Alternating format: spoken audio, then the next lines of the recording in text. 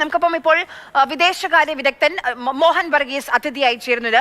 ശ്രീ മോഹൻ വർഗീസ്, ഈ സമയത്ത് പോലും പാക് പ്രധാനമന്ത്രി അവരോട് സംസാരിക്കുമ്പോൾ കള്ളത്തരങ്ങൾ പ്രചരിപ്പിച്ചുകൊണ്ടിരിക്കുകയാണ്. സാധാരണക്കാരെയാണ് ഇന്ത്യ വധിച്ചതെന്ന് പറയുന്നു. കള്ളത്തരമാണ്. നമ്മുടെ ടാർഗറ്റ് സാധാരണക്കാരായിരുന്നു. അതായത് ഭീകരവാദ ക്യാമ്പുകൾ എന്ന വ്യാജേന സാധാരണക്കാരെ ആക്രമിച്ചുവെന്ന പച്ചക്കള്ളം പ്രചരിപ്പിക്കുകയാണ് പാകിസ്ഥാൻ.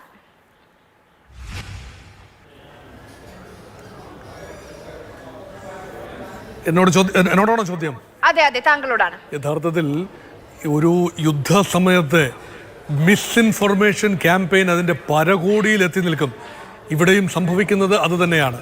പാകിസ്ഥാൻ്റെ ഭാഗത്ത് ഇന്ത്യയെ ആക്രമണകാരിയായി ചിത്രീകരിക്കുന്ന ഒരു നിലപാടാണ്.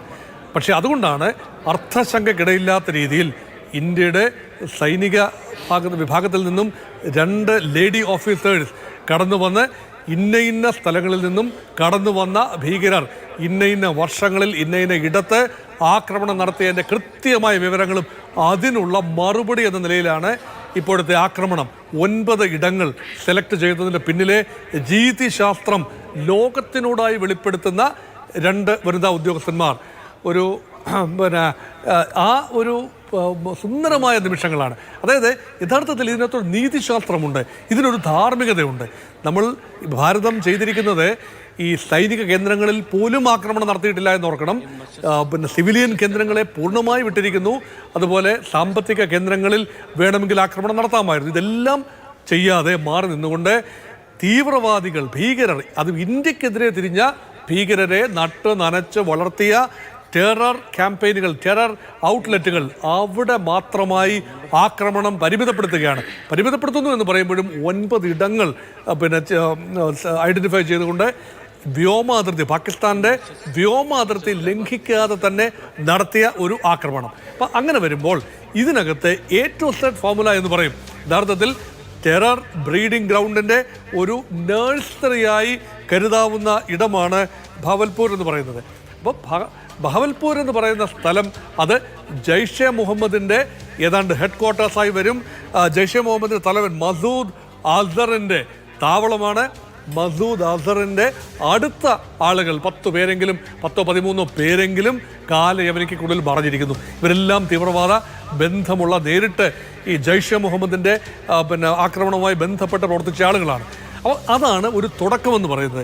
അത് കഴിഞ്ഞ് ലഷ്കർ ഇ തോയ്ബയുടെ കേന്ദ്രങ്ങളിൽ വലിയ രീതിയിലുള്ള അഡ്വാൻസ് ട്രെയിനിങ് ഉള്ള സ്ഥലമാണ് മുറിഡ്കെ എന്ന് പറയുന്ന സ്ഥലം. അപ്പോൾ മുറിഡ്കെ എന്ന് പറയുന്നത് ലഷ്കർ ഇ തോയ്ബയുടെ ഹെഡ് ക്വാർട്ടേഴ്സായിട്ട് വരും. ഇന്ത്യ തേടുന്ന ഏറ്റവും വലിയ ഭീകരനാണ് ഹഫീസ് അസദ്. അപ്പം ഹഫീസ് അസറിനെ യഥാർത്ഥത്തിൽ അദ്ദേഹത്തെ, ആ തീവ്രവാദിയെ കയ്യിൽ കിട്ടിയില്ല എങ്കിൽ പോലും ആ ആക്രമണ കേന്ദ്രം എന്ന് പറയുന്നത് ലഷ്കർ ഇ തോയ്ബയുടെ ഹെഡ് ക്വാർട്ടേഴ്സ് തന്നെ ആണ് എന്ന് പറയുമ്പോൾ ഇന്ത്യയുടെ ഉദ്ദേശം വളരെ വ്യക്തമാണ്. അതുമാത്രമല്ല, അവിടെയാണ് ബോംബെ ഭീകരാക്രമണത്തിൻ്റെ പ്രധാനപ്പെട്ട, നമ്മൾ പിടികൂടിയ ആമിർ അജ്മൽ കസബിനെ ട്രെയിൻ ചെയ്ത ഇടമാണ് അതെന്ന് ഓർക്കണം. മാർക്കസ് തായ്ബ എന്നാണ് അവിടെ പറയുക. ആ മാർക്കസ് തായ്ബയിൽ ട്രെയിനിങ് ലഭിച്ച ആ ഒരു ഗ്രൂപ്പ് ഓഫ് ആളുകളാണ് തഹാവൂർ റാണ, ഇപ്പോൾ അമേരിക്ക ഇന്ത്യക്ക് വിട്ടു നൽകിയ തഹാവൂർ റാണ, അദ്ദേഹത്തിൻ്റെ തലവൻ, അദ്ദേഹത്തിൻ്റെ വലിയ ഒത്താശ ചെയ്ത് കൊടുത്ത ഡേവിഡ് കോൾമാൻ ഹെഡ്ലി. എന്തിന് ആ ഒരു ഭീകര ക്യാമ്പ് സെറ്റ് ചെയ്യാനുള്ള ധനസഹായം നൽകിയത് സാക്ഷാൽ ഒസാമ ബിൻ ലാഡനാണ് എന്നുകൂടി വരുമ്പോൾ ആ ഒരു ക്യാമ്പിൻ്റെ ഒരു പശ്ചാത്തലം നമുക്ക് മനസ്സിലാകുമല്ലോ. അതുകൊണ്ട് ഇന്ത്യ മാത്രമല്ല, അമേരിക്ക കൂടി താല്പര്യപ്പെടുന്ന ഒരു ക്യാമ്പ് തന്നെയാണ് ആക്രമിച്ചിരിക്കുന്നത്. അതുപോലെ ഈ ടെറർ ബ്രീഡിംഗ് ഗ്രൗണ്ട് കഴിഞ്ഞതിന് ശേഷം അവർ ഗ്രാജുവേറ്റ് ചെയ്ത് ടെറർ എല്ലാ കാര്യങ്ങളും സർവജ്ഞപീഠം കയറിയതിനു ശേഷം ഇന്ത്യയിലേക്ക് കടത്തിവിടുന്ന, പ്രത്യേകിച്ച് കാശ്മീരിലേക്ക് കടത്തിവിടുന്ന ലോഞ്ചിങ് പാഡുകളും ആക്രമണത്തിന് ഇരയായി. അങ്ങനെയാണ് സിയാൽകോട്ട് ഉൾപ്പെടെയുള്ള ഭാഗത്ത് മഹ്മൂന ജോയ എന്ന് പറയുന്ന പ്രദേശം, അത് ലഷ്കറിൻ്റെ അല്ല, ഹിസ്ബുൾ മുജാഹിദീൻ്റെ താവളമാണ്. അപ്പോൾ ലഷ്കർ എന്നില്ല, ഹിസ്ബുൾ മുജാഹിദീൻ എന്നില്ല, ജയ്ഷെ മുഹമ്മദ് എന്നില്ല, എല്ലാ തീവ്രവാദികളെയും ബ്രാക്കറ്റ് ചെയ്ത് അവരെല്ലാം ഒന്ന് തന്നെയാണ്. അവരെല്ലാം തന്നെ പാകിസ്ഥാൻ സൈന്യത്തിൻ്റെ ഒത്താശയോടുകൂടി പ്രവർത്തിക്കുന്ന ഇന്ത്യ വിരുദ്ധമായ ഗ്രൂപ്പുകളാണ്. അതുകൊണ്ട് അവർ തമ്മിലൊരു വേർതിരിവ് ഈ ആക്രമണത്തിന് പിന്നിൽ ഇല്ല എന്നുകൂടി ഓർക്കണം. അതുകൊണ്ട് ഇന്ത്യ ലോകത്തോട് നൽകുന്ന ഒരു സന്ദേശമാണ്, ഭീകരതയ്ക്കെതിരെയുള്ള ആഗോള പോരാട്ടത്തിൽ ഞങ്ങളുടെ ഇടം കണ്ടെത്തി കഴിഞ്ഞു, ഞങ്ങളുടെ റോൾ ഭംഗിയായി നിർവഹിച്ചു കഴിഞ്ഞു.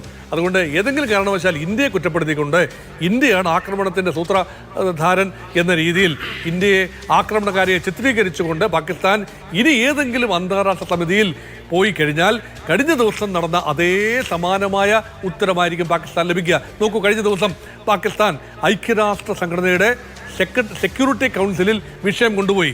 എന്നിട്ട് ഇന്ത്യ ആക്രമണകാരിയായി ചിത്രീകരിച്ചു. ഇന്ത്യ ഡാം തുറന്നു വിടുന്നു, അല്ലെങ്കിൽ ഡാം തടഞ്ഞു വെക്കുന്നു എന്ന് വേണ്ട സകല കാര്യങ്ങളും ഇന്ത്യയെ കുറ്റപ്പെടുത്തി. അവസാനം അന്താരാഷ്ട്ര കമ്മ്യൂണിറ്റി എന്താണ് പറഞ്ഞത്? അവർ പറഞ്ഞു ഇന്ത്യയും പാകിസ്ഥാനും തമ്മിലുള്ള പ്രശ്നങ്ങൾ ഉഭയകക്ഷി അടിസ്ഥാനത്തിൽ പരിഹരിക്കണം.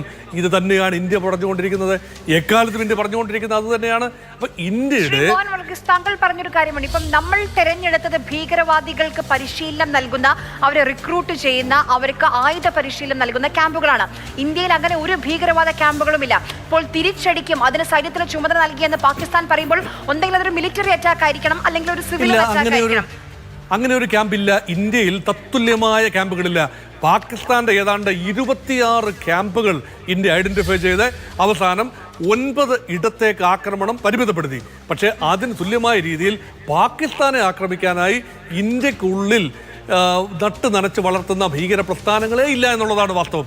അതുകൊണ്ട് പാകിസ്ഥാന് പാകിസ്ഥാന്റെ ISIയുടെ ഭാഗത്ത് നിന്ന് ചില ഫോൾസ് നെറേറ്റീവ്സ് നമ്മൾ കണ്ടിരുന്നു. അതായത് ബലൂചിസ്ഥാനിലെ പ്രശ്നങ്ങൾ നമുക്കറിയാം. അപ്പോൾ ബലൂച്ച് ക്യാമ്പുകൾ ഇന്ത്യയിലുണ്ട്, പ്രത്യേകിച്ച് രാജസ്ഥാൻ, ഗുജറാത്ത് ആ ബോർഡർ ഭാഗത്ത് ഈ ബലൂച്ച് ക്യാമ്പുകൾ ഇന്ത്യയിൽ പ്രവർത്തിക്കുന്നുണ്ട് എന്ന് പറഞ്ഞുകൊണ്ടുള്ള ചില ഫോൾസ് നെറേറ്റീവ്സ് ISIയുടെ ഭാഗത്തു നിന്നൊക്കെ കേട്ടിരുന്നു. അപ്പോൾ ആ ഭാഗത്തൊക്കെ അതീവ സുരക്ഷ വേണ്ട ഒരു സാഹചര്യമല്ലേ ഇത്? ബലൂചിസ്ഥാന്റെ ബലൂച്ച് ലിബറേഷൻ ഫ്രണ്ട് അവർ ബലൂചിസ്ഥാന്റെ മോചനത്തിനായി പാകിസ്ഥാൻ ആർമിക്കെതിരെ ശക്തമായ നിലപാടെടുത്ത് പോരാടുന്ന ആളുകളാണ്. അവർക്ക് ഏതെങ്കിലും രീതിയിൽ ഭാരതം അവിടെ സഹായം എത്തിച്ചു കൊടുത്താലും അവരെ ഇവിടെ കൊണ്ടുവന്ന് ട്രെയിൻ ചെയ്യുന്ന ക്യാമ്പുകളൊന്നും തന്നെ അന്താരാഷ്ട്ര സമൂഹത്തിന് ശ്രദ്ധയിൽപ്പെട്ടിട്ടില്ല. അതുകൊണ്ട് ഇത് കേവലം ഒരു നറേറ്റീവ് മാത്രമാണ്.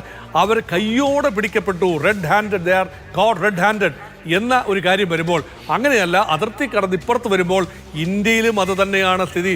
അതുകൊണ്ട് ഞങ്ങൾക്ക് ഇന്ത്യ ആക്രമിക്കാൻ അവകാശമുണ്ട് എന്ന് പറയുമ്പോൾ അത് മുട്ടാത്തർക്കം പറയുന്നു എന്നതിൽ കൂടുതലായി അർത്ഥമൊന്നും തന്നെ കൊടുക്കേണ്ട കാര്യമില്ല. അതുകൊണ്ടാണ് പാകിസ്ഥാൻ സ്വയം പരാജയത്തിന് ഇന്ത്യയെ പഴി പറയുന്ന കാര്യമാണ്. ഖൈബർ പഖ്തൂൺഖ മേഖലയിൽ പാകിസ്ഥാൻ വലിയ ഭീഷണി അനുഭവിക്കുന്നു. പാക് ഒരു കാലത്ത് തീവ്രവാദികളുടെ വലിയ പ്രവർത്തന കേന്ദ്രമായിരുന്നു, അതെന്ന് ഓർക്കണം. അപ്പം അഫ്ഗാനിസ്ഥാനിൽ താലിബാനെ ഉൾപ്പെടെ സഹായിച്ചു നിർത്തിയിരുന്ന അതിർത്തി കടന്നു വരുന്ന ഇപ്പുറത്തു നിന്നുള്ള ട്രെയിനിങ് ക്യാമ്പുകൾ. അതുകൊണ്ടാണ് ഖ്വാജ ആസിഫ്, പാകിസ്ഥാന്റെ പ്രതിരോധ മന്ത്രി, കഴിഞ്ഞ ആഴ്ച ഒരു മാധ്യമത്തിന് കൊടുത്ത അഭിമുഖത്തിൽ പറഞ്ഞത്, ഞങ്ങൾ മുൻകാലങ്ങളിൽ 10-30 വർഷം മുൻപ് വലിയ അബദ്ധങ്ങൾ കാട്ടിയിട്ടുണ്ട്. അമേരിക്കയുടെ ആവശ്യപ്രകാരം, യൂറോപ്യൻ രാജ്യങ്ങളുടെ ആവശ്യപ്രകാരം ഭീകരത നട്ട് നനച്ച് വളർത്തിയിട്ടുണ്ട്. ആ ഭീകരത ഇപ്പോൾ ഞങ്ങൾക്ക് ഒരു വലിയ ഭാരമായി മാറിയിരിക്കുന്നു എന്ന രീതിയിൽ ഒരു തുറന്നു പറച്ചിൽ അദ്ദേഹം നടത്തി. അത് ഒരു പക്ഷേ അത് കറക്റ്റാണ്, ആ പറഞ്ഞത് കറക്റ്റാണ്. പക്ഷേ അതിൻ്റെ ആ ഒരു ഭീകരവാദികളെയെല്ലാം പിന്നീട് അതിർത്തിയിൽ കടന്ന് കിഴക്കോട്ട് നോക്കി ഇന്ത്യക്കെതിരെ തിരിക്കുന്ന ഒരു ക്രമമാണ് കണ്ടത്. അതുകൊണ്ട് ഭീകരത ആര് നട്ടു നനച്ച് വളർത്തിയാലും പാല് കൊടുത്ത കരങ്ങൾക്ക് തന്നെ കടിക്കുക എന്നത് ഭീകരതയുടെ ഒരു രൂപമാണ്. അത് തന്നെയാണല്ലോ ബിൻ ലാഡൻ ചെയ്തത്. അമേരിക്ക വലിയ തോതിൽ സഹായിച്ച സോവിയറ്റ് യൂണിയൻ അഫ്ഗാനിസ്ഥാനിൽ ഇടപെട്ടപ്പോൾ അവിടെ സോവിയറ്റ് യൂണിയനെ തുരത്താൻ വേണ്ടി കൊണ്ടുവന്ന ഒസാമ ബിൻ ലാഡൻ പിന്നീട് അമേരിക്കക്കെതിരെ തിരിഞ്ഞതുപോലെ തന്നെയാണ് ഭീകരതയെ ആര് വളർത്തുന്നോ അവർക്കെതിരെ തന്നെ തിരിയും. അങ്ങനെ തിരിഞ്ഞ ആളുകളാണ് ബലൂചിസ്ഥാനിലും ഖൈബർ പഖ്തൂൺഖ മേഖലയിലും പാകിസ്ഥാൻ സൈന്യത്തിനെതിരെ പോരാട്ടം നടത്തുന്നത്. അതിൻ്റെ എല്ലാം പഴി ഇന്ത്യക്ക് മേൽ ചാരാനാണെങ്കിൽ ആ കഷ്ടമെന്നല്ലാതെ എന്ത് പറയാനാണ്? ഇപ്പോൾ അത് പാകിസ്ഥാൻ മുഖം നഷ്ടപ്പെട്ടിരിക്കുന്നു. ഇപ്പോൾ ആക്രമണ വിധേയമായതെല്ലാം തീവ്രവാദ കേന്ദ്രങ്ങളാണ്. ഒരൊറ്റ സിവിലിയൻ കേന്ദ്രം പോലും ആക്രമണ വിധേയമായിട്ടില്ല. ഒരൊറ്റ സാധാരണക്കാരൻ അവിടെ മരിച്ചിട്ടില്ല. സാമ്പത്തിക കേന്ദ്രങ്ങൾ അല്ലെങ്കിൽ ഫാക്ടറികൾ, കമ്പനികൾ, പോർട്ടുകൾ, മറ്റ് സ്ഥാപനങ്ങൾ ഒന്നും തന്നെ ആക്രമണ വിധേയമായിട്ടില്ല. അതേസമയം പാകിസ്ഥാൻ്റെ ഭാഗത്തു നിന്ന് വന്ന തീവ്രവാദ ആക്രമണങ്ങൾ നോക്കൂ.